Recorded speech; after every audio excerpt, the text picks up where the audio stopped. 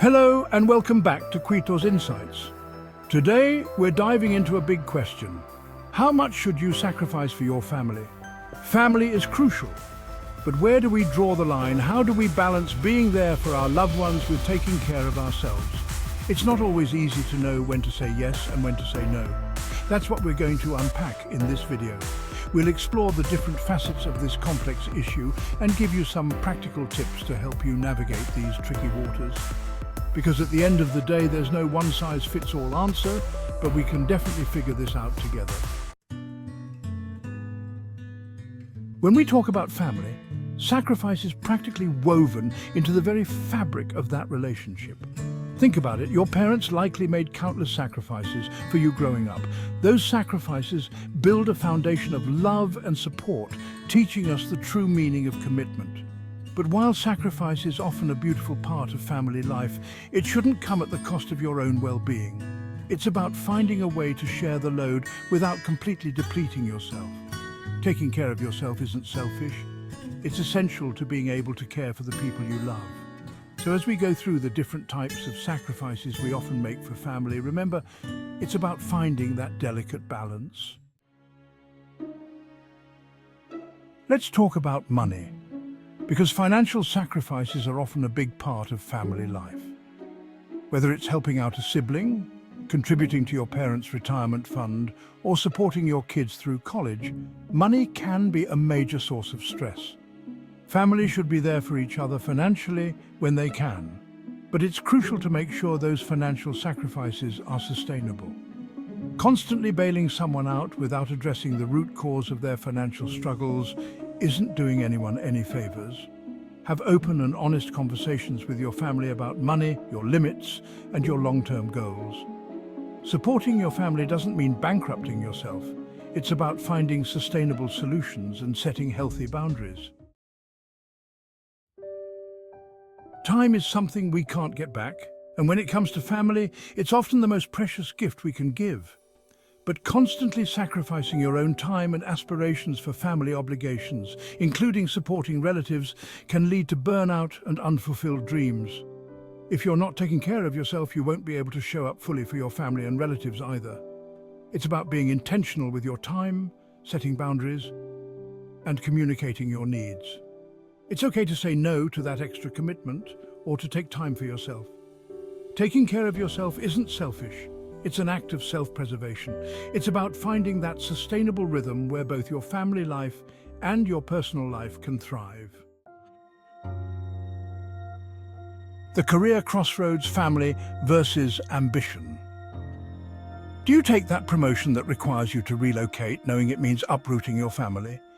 Do you pass up on a dream job opportunity to be a stay-at-home parent? Providing for your family financially is important, but if you're constantly working, what's it all for? It's not about choosing one or the other. It's about finding a way to integrate both career and family into a life that feels whole and meaningful. Have open and honest conversations with your partner, your family, and even your employer. Explore flexible work arrangements, set boundaries, and prioritize what truly matters.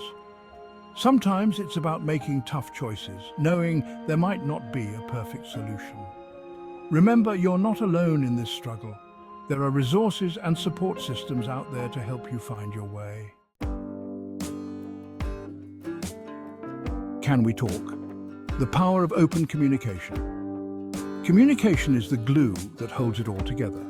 When it comes to sacrifice, open and honest communication is essential. It's about creating a safe space where everyone feels heard, respected, and valued. Express your needs, limits, and expectations without fear of judgment. Communication isn't just about talking, it's about listening with empathy and understanding. Check in with each other regularly. Make sure everyone's on the same page and be willing to adjust your course as needed. Create a culture of open communication in your family through small, everyday interactions and family meetings.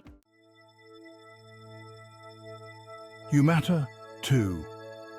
Prioritizing self-care in the midst of family chaos. In the midst of all the demands of family life, it's easy to put ourselves last. But taking care of yourself isn't selfish, it's essential. If you're constantly running on fumes, you won't be able to show up fully for your family. Start small. Carve out 15 minutes each day for yourself. Read a book, take a walk, meditate, listen to music, whatever fills your cup. Don't be afraid to ask for help, delegate tasks, and share responsibilities. When you prioritize your own well-being, you're setting a positive example for your family. You're teaching them that self-care is important and that it's okay to prioritize their own needs too. The long game sacrifice and your future self.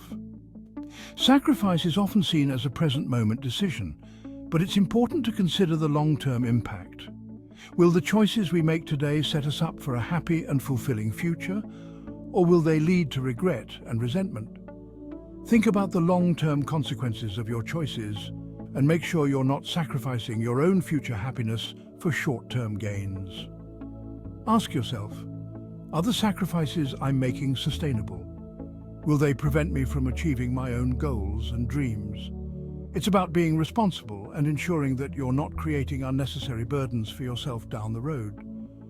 Find that balance where you can be a loving and supportive family member while also staying true to yourself and your own aspirations. Finding your family balance. We've talked about money, time, careers, and all the ways we try to find that sweet spot between being there for family and taking care of ourselves. Finding that balance is a lifelong journey full of twists and turns. It's okay to set boundaries, say no, and prioritize your own needs. When you take care of yourself, you're in a much better position to take care of the people you love. If you found this video helpful, hit that like button and subscribe to the channel for more conversations about navigating the ups and downs of life. Let's keep this conversation going. Thanks for watching, and I'll see you in the next video.